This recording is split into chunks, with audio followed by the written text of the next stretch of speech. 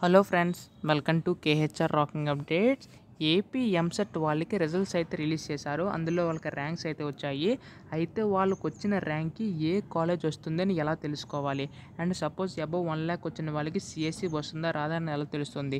ఇలా చాలామందికి అయితే డౌట్స్ అయితే ఉన్నాయి. ఈ వీడియోలో స్టెప్ బై స్టెప్ క్లియర్ కట్గా తెలుసుకుందాం. అంతకంటే ముందు ఛానల్ని సబ్స్క్రైబ్ చేసుకోకపోతే దయచేసి ఛానల్ని సబ్స్క్రైబ్ చేసుకోండి. చాలామంది వీడియోని చూస్తున్నారు కానీ సబ్స్క్రైబ్ చేసుకోవట్లేదు. అండ్ మీకు ఇంకేమైనా డౌట్స్ ఉంటే మాత్రం టెలిగ్రామ్ గ్రూప్లో కామెంట్ చేయండి. డెఫినెట్గా రిప్లై అయితే ట్రై చేస్తాను. అలాగే ఈ వీడియోకి 50 లైక్స్ టార్గెట్ ఇస్తున్నా, అందరూ కూడా లైక్ చేయండి. ఇంకా ఆలస్యం చేయకుండా వీడియోలోకి అయితే వెళ్ళిపోదాం. సో ముందుగా ఏంటంటే డిస్క్రిప్షన్లో ఒక లింక్ ఇస్తాను. ఆ లింక్ ఓపెన్ చేయగానే మీకు ఈ విధంగా ఓపెన్ అవుతుంది. అక్కడ మీరు ఏం చేయాలంటే ఇక్కడ మీ యొక్క ర్యాంక్ అనేది ఎంటర్ చేయవలసి ఉంటుంది. సో సపోజ్ నేను 1,00,000 అయితే ఎంటర్ చేశాను, 1,00,000 అయితే ఎంటర్ చేశాను. తర్వాత మీ కేటగిరీ సెలెక్ట్ చేసుకోవాల్సి ఉంటుంది. అలాగే మీ యొక్క జెండర్ మేల్ అయితే మేల్, ఫీమేల్ అయితే ఫీమేల్ అయితే ఎంటర్ చేయవలసి ఉంటుంది. అలాగే స్టూడెంట్ మొబైల్ నెంబర్ అయితే ఎంటర్ చేయవలసి ఉంటుంది.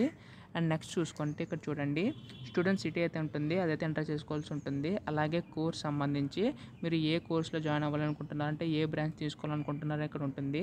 ఇక్కడ చూసుకుంటే సపోజ్ చాలామంది కంప్యూటర్ సైన్స్ అంటారు కాబట్టి సో నేను ఇక్కడ కంప్యూటర్ సైన్స్ ఇంజనీరింగ్ అయితే సెలెక్ట్ చేశాను. సెలెక్ట్ చేసిన తర్వాత డిస్ట్రిక్ట్, ఇప్పుడు మీరు ఆ బ్రాంచ్ అనేది ఏ డిస్ట్రిక్ట్లో కావాలని చెప్పి అనుకుంటున్నారో సో అక్కడ సెలెక్ట్ చేసుకోవాల్సి ఉంటుంది. సో సెలెక్ట్ చేసుకున్న తర్వాత కాలేజ్ సంబంధించి కూడా అక్కడ మీరే సెలెక్ట్ చేసుకోవాల్సి ఉంటుంది. సెలెక్ట్ చేసుకొని సబ్మిట్ క్లిక్ చేస్తే మీకు అయితే వస్తుంది. సో మొత్తం ఎంటర్ చేసిన తర్వాత ఇక్కడ చూడండి, ఇక్కడ ప్రతిదీ కూడా కాలేజ్ కోడ్ అండ్ అలాగే కోర్స్ లాస్ట్ ర్యాంక్ 1,33,029 వచ్చిన వాళ్ళు కూడా సిఎస్సి రావడం అయితే జరిగింది.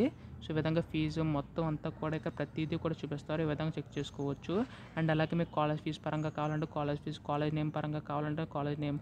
సో కాలేజ్ నేమ్ మీద క్లిక్ చేస్తే సో చూడండి ఇక్కడ ఈ విధంగా వస్తుంది. సో కాలేజ్ నేమ్ చూడండి ఇక్కడ.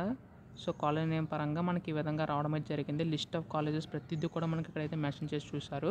సో విధంగా చెక్ చేసుకోవచ్చు. ప్రతి ఒక్కరికి కూడా 1,00,000 వచ్చిన వాళ్ళకి కూడా వస్తుందా రాదా ప్రతిదీ కూడా ఇక్కడ స్టెప్ బై స్టెప్ మీకు అయితే ఉంటుంది. సో ఈ విధంగా ప్రతి అప్డేట్ కూడా మీకు కావాలనుకుంటే ఛానల్ని సబ్స్క్రైబ్ చేసుకోండి.